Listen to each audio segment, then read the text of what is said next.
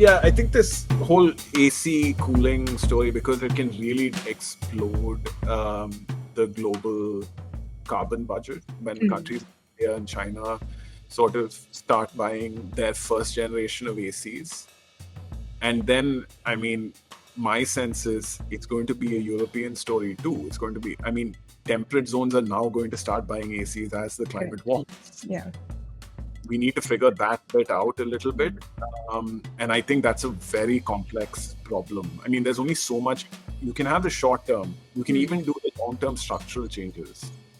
But are you actually going to dent what people are doing in the private realm in adapting to climate change?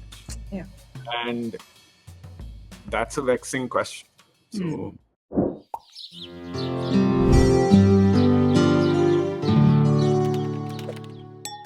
Heat is all around us and yet quite invisible when compared to other climate change impacts. Today's guest on the Boring Climate podcast helps us understand heat, its impacts, ways to act upon it, and the policy interventions we need.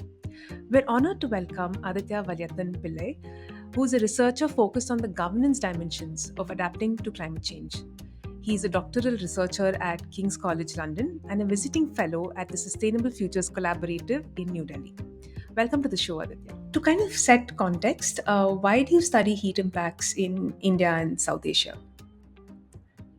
um, well, Vishwada, it's a pretty big problem for a country like India, because some estimates suggest that about 75% of India's labor force is heat exposed, right? So we have an economic structure that exposes people to heat, whether they're construction workers, farmers, um, um gig delivery workers for Swiggy, Zomato, etc. But we also have a situation where urban development has gotten to a place where it's kind of trapping heat.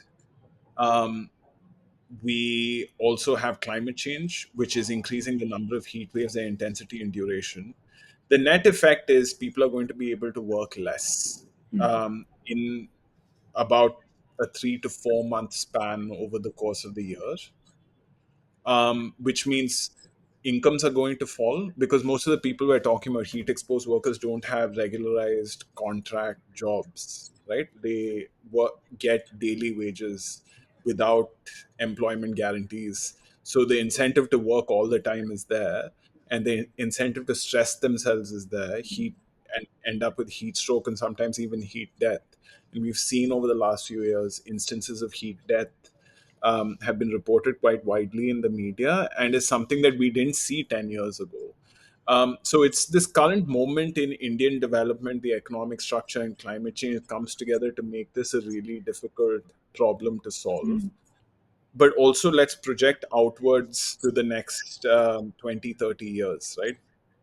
The way I see this, climate change is going to get worse. I think we know that for a fact, given our current emissions trajectory, is not controversial to say.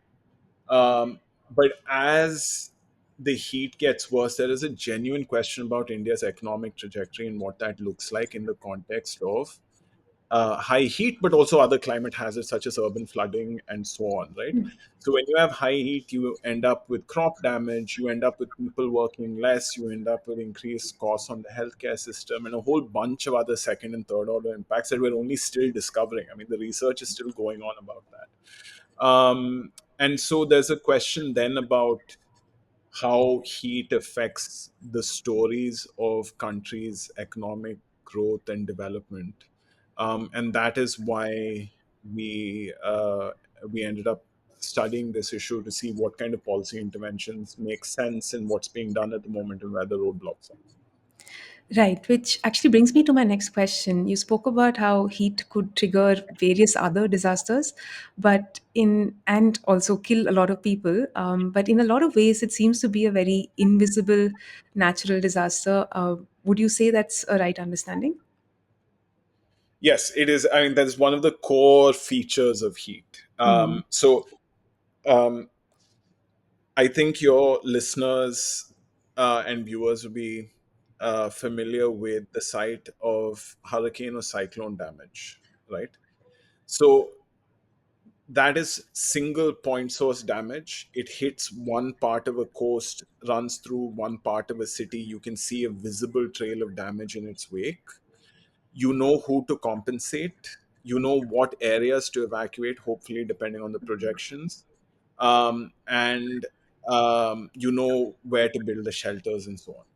Now, compare that to heat. Hmm. When a heat wave comes, and if you consider heat wave a disaster, just like a cyclone or a hurricane, the problem is this disaster, you don't know where it's going to hit because it's in a geographically diffuse area.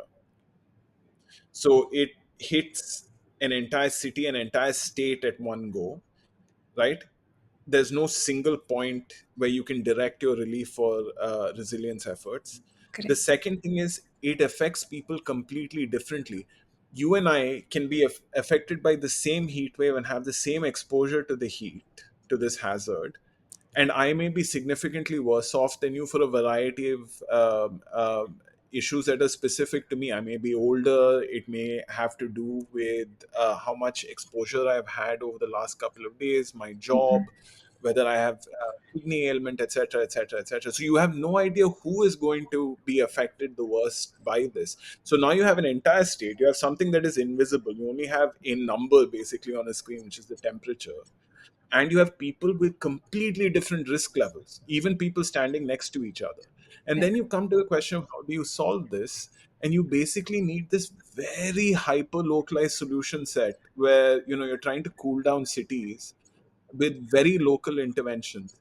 And so you put all three of them together, it's a very, very intriguing and difficult policy problem to solve. I'm not saying cyclones and hurricanes, for example, are easier Hmm. to solve, but it's just a very different set of parameters you're solving for, and something that we're not used to doing, by the way, in the world of disaster management and so on. Right. You brought up two topics that I also wanted to touch upon. One was the different impacts on different kinds of people, younger, older, other conditions, all of that. And the second part is how we understand heat. And for most of us, we understand it with temperature. But are there other ways to understand what it does to us and our bodies, especially in a country like India, which is also quite humid?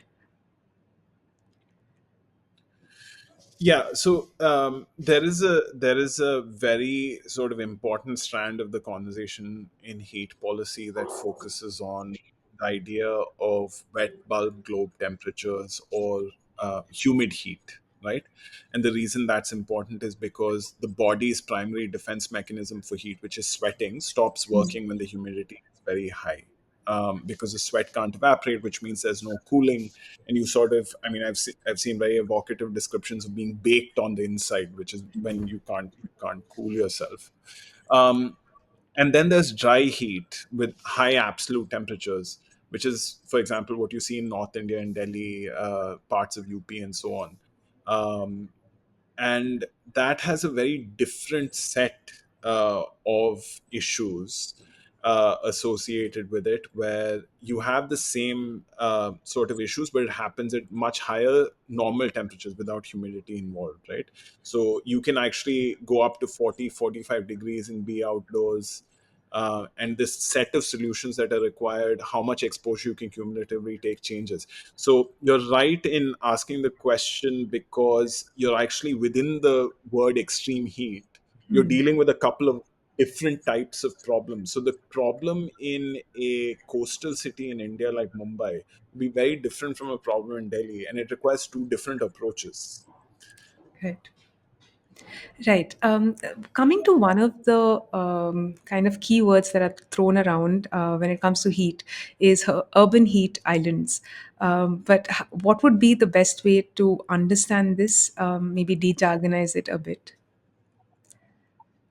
Yeah, it's quite simple. I think what your listeners or viewers would have all had this experience of driving through or walking through a part of the town that feels much cooler than the rest of the town, right? Right.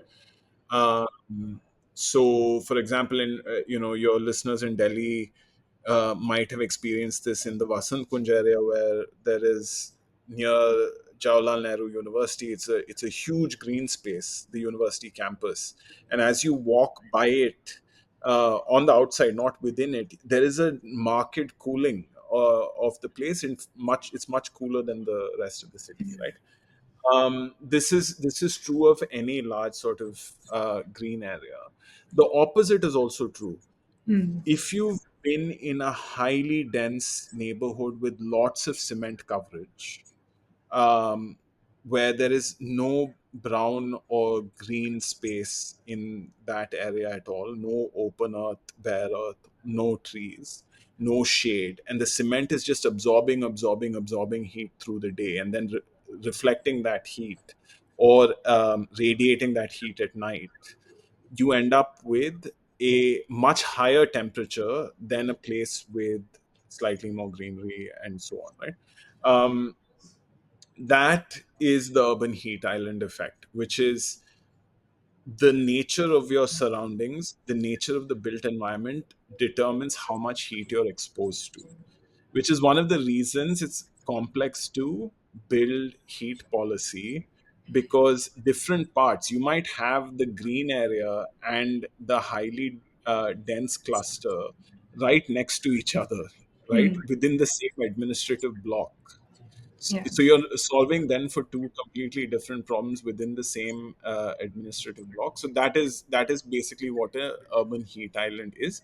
In other cities and other parts of the world, the urban heat island is also caused by other effects, right? So for example, if you have buildings with glass fronts, they tend to Hmm. reflect light back onto the street, right?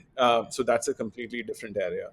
But I Right. do want to point out one thing: there is a high correlation Hmm. between urban heat islands and informal settlements, slums, newly built settlements that are low income, um, because land is sort of built on very densely, and people really don't have the ability to afford large plots of land. And secondly, a lot of them are unauthorized or illegal sort of settlements.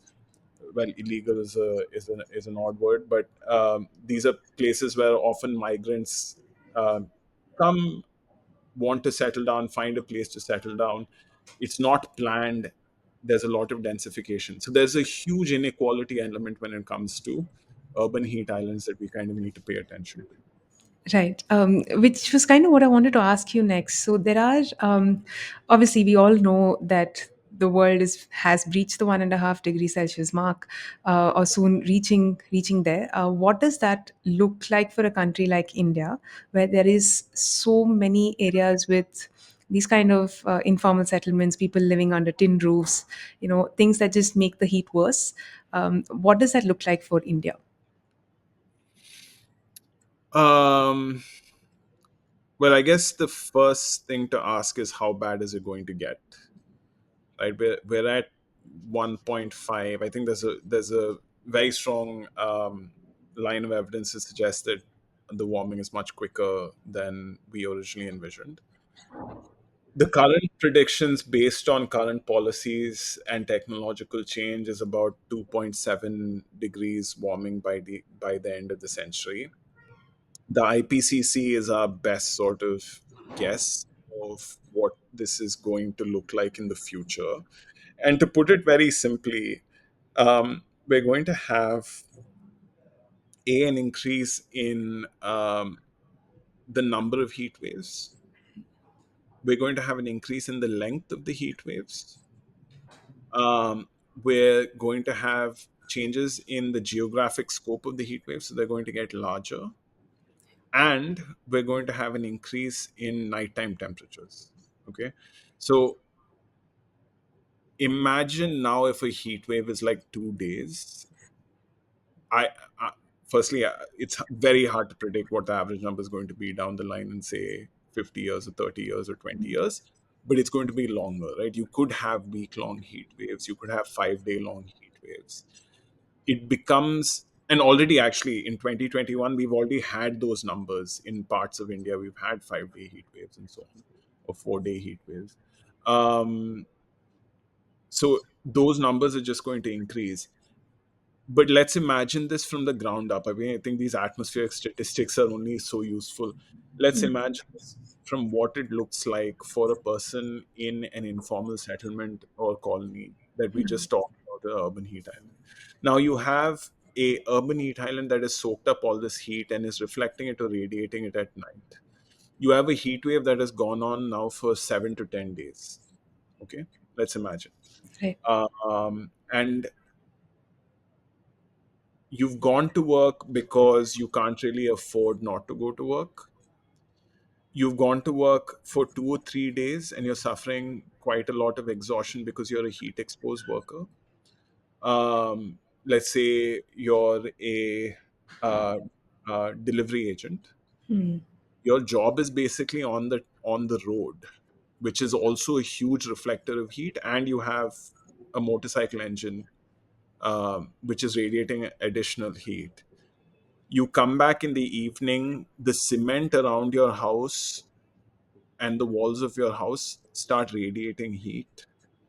And the night it doesn't cool down. So let's imagine at night it stays around 37 to 40 degrees, which is very, very warm, especially when your ambient surroundings, the infrastructure is radiating heat. So you go on 3 days, 4 days, 5 days. At some point, you're going to have to either stop working for a couple of days or you push yourself and risk serious health costs. So that's basically what it means. You're going to have a lot more people in that situation unless you change the economic structure of the place. So you move people from primary manual labor, agriculture, etc., to service sector jobs where they're in ACs, offices, and so on, or there's some way of cooling them.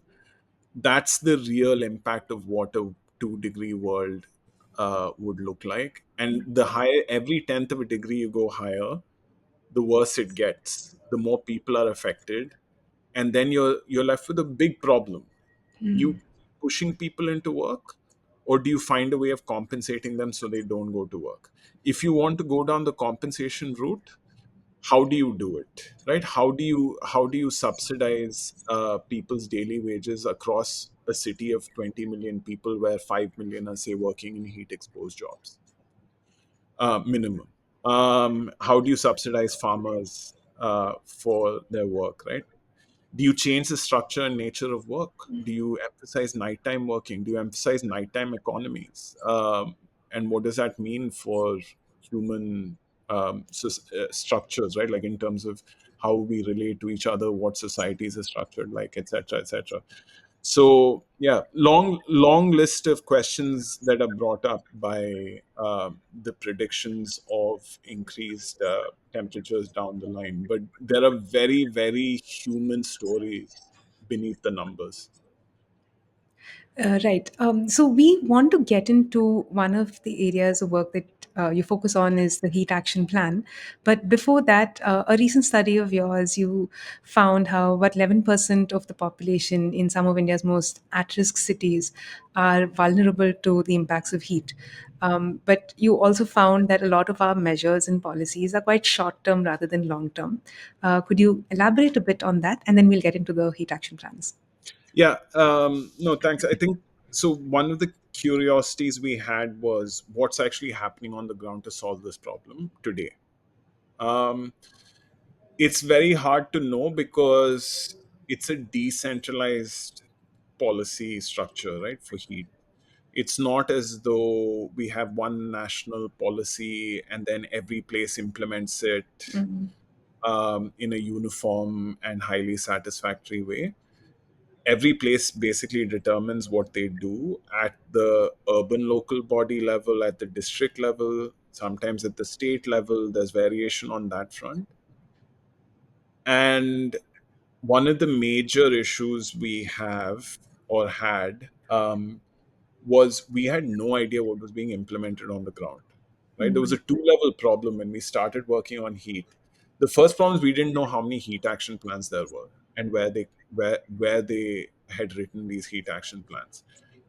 And it's kind of a weird problem to have, but there were reports of many dozens, if not hundreds, of heat action plans. So we went from city to city, state to state, and then asked them, like, what do you have a heat action plan, etc.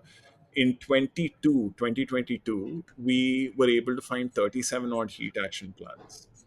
Then the second question arose, which is, okay, if all of these places are heat action plan, what is being implemented? So there is no structure in the country that gives us an accurate picture of what is being implemented on the ground on a monthly or annual basis. So we don't actually have a picture of the stock of adaptation actions being taken to deal with this problem. Right. So we then mounted at Sustainable Futures Collaborative, the organization at which I'm as a visiting fellow. I, with my colleagues, put together a project that went to nine at-risk cities, as you mentioned, and we actually looked under the hood and said, okay, what are you implementing? We talked to local frontline bureaucrats. It was very old school kind of research of just going and like talking to people on the ground, asking them, what is going on? What are you implementing? And sure enough, one of the things we found is there are a bunch of short term actions being implemented. By short term, it's an emergency life saving measures. So it's a sort of action, when a disaster has been declared, when a heat wave has been declared, the government says, okay, we're at high risk for the next 5 days. And then they go and put out water in the street corner, ORS packets, cooling centers are notified, hospitals are notified. They have some LED screen saying heat wave is coming, etc., jingles on the radio, that sort of thing, right? We also found, perhaps unsurprisingly, that there were very few long term measures being implemented, which is the sort of like structural change that you need to solve the urban heat island effect. For example, right, if you want to have trees, which are a great antidote to urban heat, that requires planning, that requires finding where the heat is the highest, planting a tree, making sure there's shade in the right areas, um, structural sort of awareness campaigns for, say, delivery agents, like we discussed, making policies that give them mandatory work breaks, right? Those are big structural fixes. We're much less advanced on that front, right? There were a few. Most of them were in the health sector, where they were trying to have a death surveillance system to make sure we know how many deaths. Most of them on the short term side. I guess there are two ways of looking at it. One is, personally, I was a little bit surprised that as many cities were reporting, or all the cities reported short term actions for heat. I kind of thought nobody was doing anything. Um, but clearly, it's been 10 years since the first heat action plan. There is some sort of local understanding that this is a problem and needs to be dealt with. I was less surprised about the fact that long term measures were less of a factor. I think um, heat is not advanced itself on the scale of important public policy problems enough that we are able to make structural changes. So that was what we found. We're a long way from doing well on solving the problem. I think it's important to note that the fact that something is happening at all, um, I guess it depends on if you're a glass half full, glass half empty person. Yeah. Right. So, I mean, I think that is the focus of your study on the heat action plans is you identify how many there are and then the gaps that you found in them, and you've done this by talking to people, actually studying situations on the ground, studying the plans itself.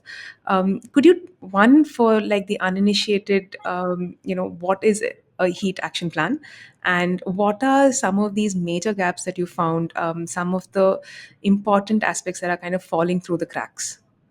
Okay, so a heat action plan, very simply, is a document that usually a local government, urban local body or district, or oftentimes even a state government, will put out saying this is what our response to extreme heat looks like. I mean, these are the XYZ. So this is the problem, and these are the XYZ solutions that we are going to implement.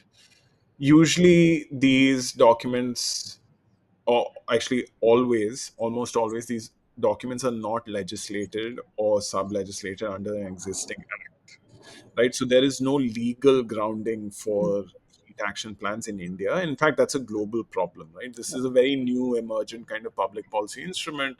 It's kind of expected that they don't really have firm legal basis. I think down the line you'll probably see more evolution in that direction of them being enshrined in law. The second important fact is they don't have finance allocated to them. There's no money behind the heat action plans. Then your listeners would be quite right in asking, what is the incentive to implement something as a bureaucrat, or um uh, as a person who's dealing with many other pressures in a city or a district? You have here a piece of paper that is not enshrined in law, is not creating legal obligation, nor is it giving me money to implement developmental projects. Then why should I do it? So that's what a heat action plan is at the moment. It is, on the plus side, a document that signals that heat has arrived as a problem in the government machinery, because it is put out by a government department, Right. right? So again, it's a glass half full, glass half empty question of how you look at heat action plans and their value. Right. So these action plans probably spell out the kind of protocol that must be followed, whether it's health or cooling interventions, and things like that. But does it also look at livelihood protection? Does it talk about interdepartmental coordination, maybe? And could you did you come across any Indian city that maybe had this figured out? Yeah, so um, they do. Yeah, so in terms of the list of solutions, you can see it as sort of broadly under the two categories we discussed earlier. There are a bunch of short-term solutions under which you would see things like having oral rehydration salt distribution centers or cooling centers, like converting a mall into a cooling center during a heat wave, so it's publicly accessible because it has air conditioning. Yeah. Uh, there are livelihood protection measures, which basically equate to work breaks during peak heat. 12 to 3, 12 to 4. The number, the time duration varies between places. I think anecdotally, what we know from media reports is these things are not being implemented because it's hard to implement a 3-hour work break in a 8 to 9 hour work day, Right. and for good parts of the summer. So imagine 3 to 4 months, and then you take off about 25% of the workday every other day. That's about percent loss in productivity. And obviously, any employer, company, real estate agency, whatever, delivery company is not going to look at a 10% loss of productivity very kindly. So it does have livelihood protection measures. It does list very comprehensively a bunch of long-term measures too. It's not as though they don't exist. They do talk about, um, you know, planting trees very often. They talk about better localized meteorological forecasting. They talk about uh, uh, blue green infrastructure, so basically rejuvenating lakes, creating green roofs, and so on. The list of solutions in a heat action plan, if you were to implement them, would actually be great. The problem is they are not being implemented. And the question then is why, which is the second part of your question, right? Interdepartmental coordination is obviously a problem. I feel like this is said so often in the climate policy world, because every, climate often becomes the champion, is often championed by one department in government, and other departments kind of go, well, we have other things to do. Yeah. And heat is one of those things, often championed by disaster management or health departments. But then we looked at labor departments, for example. Just, we were talking about livelihood protection. Labor departments had very little to do with heat. A lot of them didn't really understand what the problem was, or weren't really doing much about it in these 9 states that we looked at. Similarly, urban development. I mean, you would think the one of the keys to solving the problem is you have a lot of cities that are currently being built. India is growing rapidly. Maybe we should bake in all this climate hazard type thinking right now, so that we don't have to undo the development 20 years, 30 years down the line, or are locked into some terrible form of development that is constant, where people are constantly being affected health wise or whatever. Or we just built urban heat islands left, right, and center. But urban development, shockingly, was a single department. We talked about 5 or 6 departments across these 9 cities. Urban development was consistently a department had the least to do with heat. They were, in fact, in one of our interviews, uh,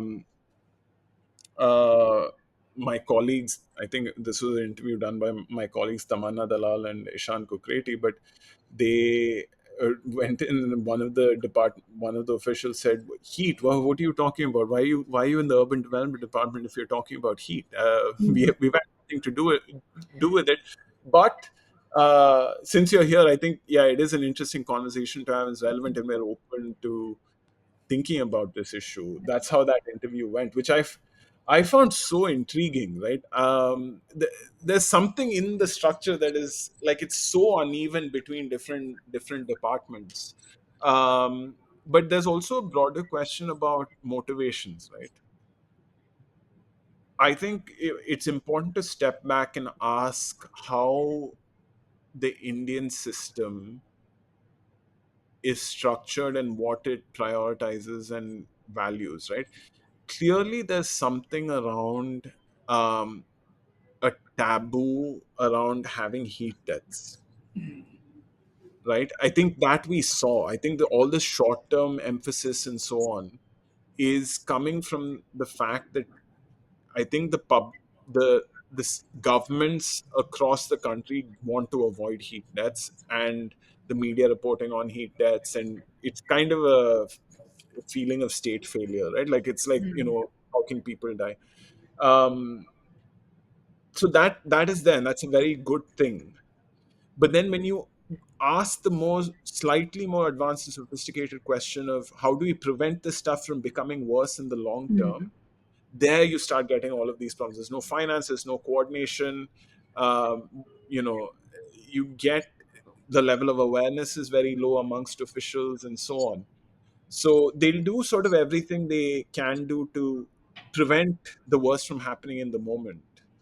But then it was very instructive to hear, uh, another official said, in this department, we lurch from disaster to disaster. Today it's a heat wave, tomorrow it's a flood, and then it's air pollution season. And then, they said today is the summer heat waves, then it's a flood, then it's dengue, malaria, then it's air pollution. And so you're basically going from one thing to the next, and you have no time to look up and think about things. So there's again an even bigger question about state capacity here. um, every person we talk to, or most people we talk to, heat was an additional responsibility, usually the last in a list of 2 or 3 additional responsibilities. If you look at the person who's in charge of the Ahmedabad heat action implementation, he holds 3 charges within the urban local body, including TB eradication and so on. I mean, none of these things are easy to do. Correct. So you have a complex problem here where the state is low capacity. It justifiably and admirably is very reluctant to accept heat deaths. And I think that comes right from the central government to the state governments and down to local governments. The level of awareness is low and coordination is quite bad. So Yeah, that's basically what we found from this. I mean, it was good to know what the problem is. Hmm. At least now we have an assessment of the state of public policy on this issue. Right. But if you ask me what the solutions are, that's where I'm more shaky.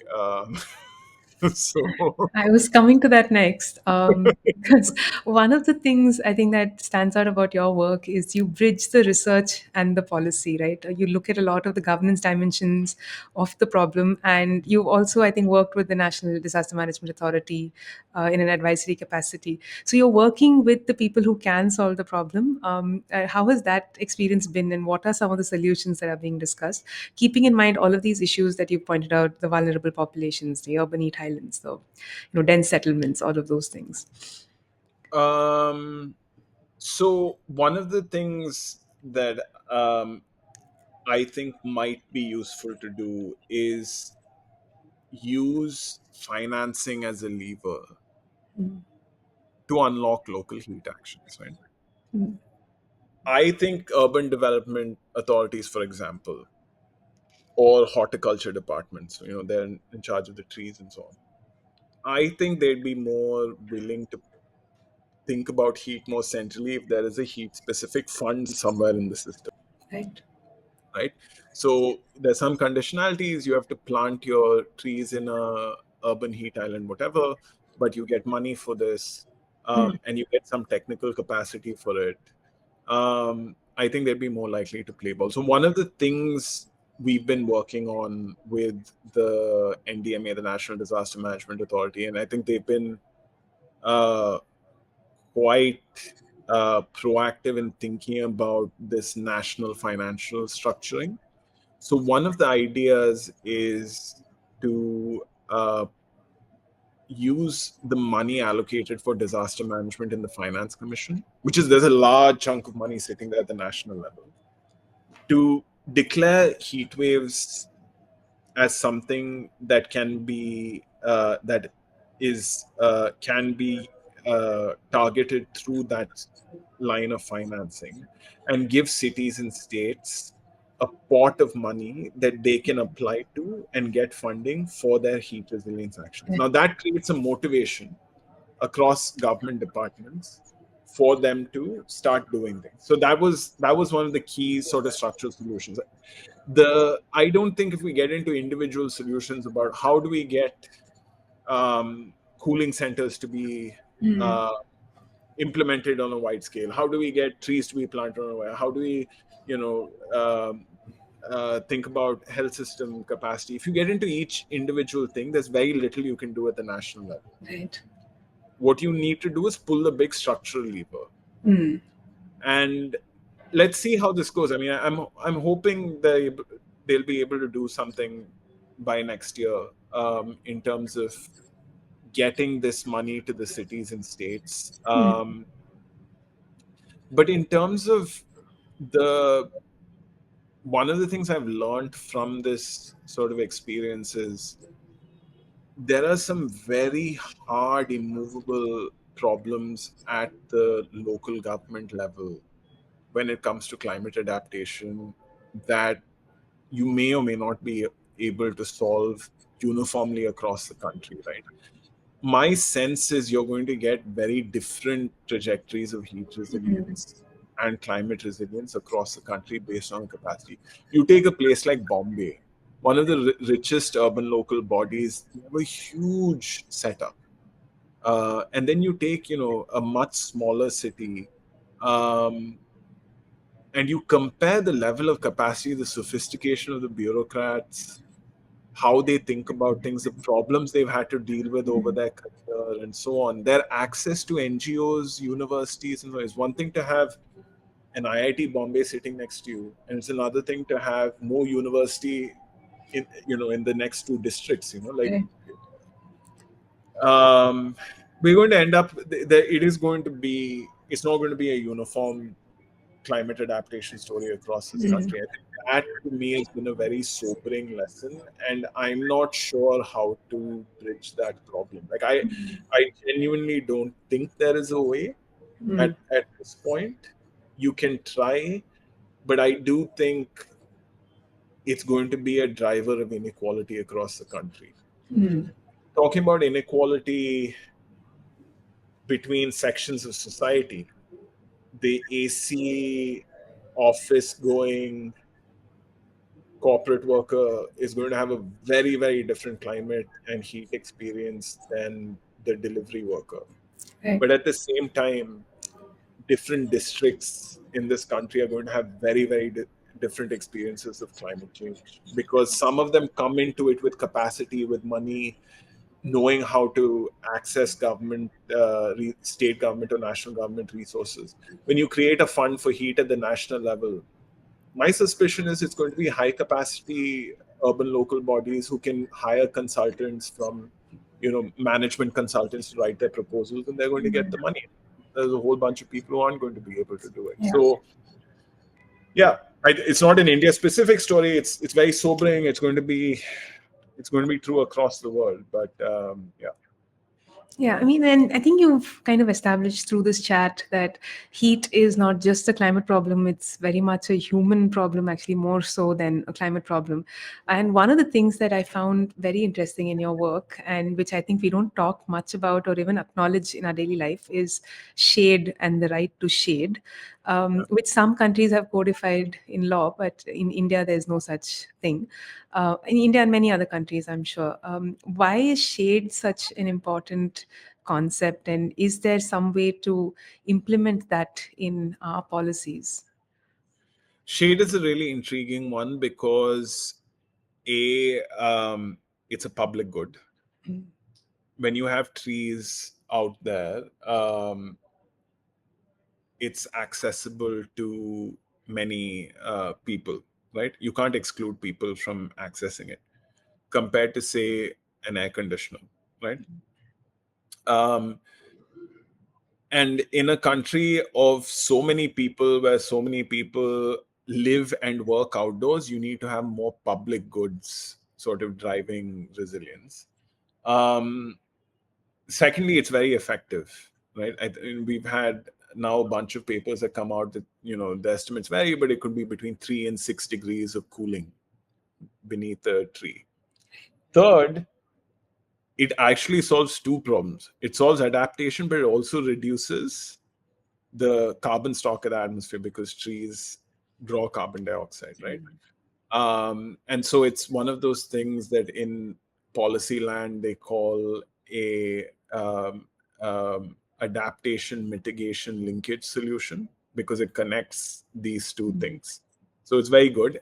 Fourth, you can actually use international funding for your trees, because with the emergence of global carbon markets, you can actually, in developing countries, do a lot of tree plantation and tree planting and get um, global funding for it, right? And there is a lot of national funding. We have at least 3 centrally sponsored schemes, and a bunch of state level schemes that are dedicated specifically to shade. So when you look at all of this and then you think about the common site, I mean, I'm sure people listening to this podcast are going to have seen the sight of, in the middle of the afternoon when they're driving by in their cars, you will see groups of delivery agents clumped, waiting for post lunch period. There's a lull, and you will see people standing there, usually trying to find some shade, but they're standing exposed to the elements. And during a heat wave, that can be deadly, like I said. You would have also seen, in any red light across the country during the summer, all the two-wheeler drivers will go rushing towards the small patch of shade where the tree is overhanging the road, right? It matters. Shade actually matters to people.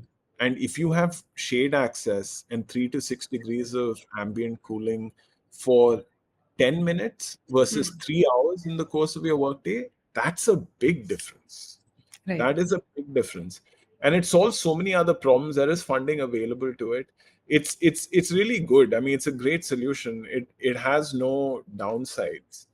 But there are obvious issues with the implementation, because trees require land, Um, and we are currently on a development trajectory that deprioritizes trees, and the trees are being cut left, right, and center for infrastructure projects and so on. And so it's a land use question. It's what people see as the most valuable use of land. It is also a question of how people lobby for land, and try and make sure the land is appropriated to them, and et cetera, et cetera.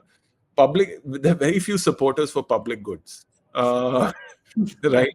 I think that's basically the problem here. Um, so yeah, it's one of those things that I think it's worth fighting for. But Hmm. um, and also, I mean, just aesthetically, right? Like, I think there are questions about aesthetics and land values.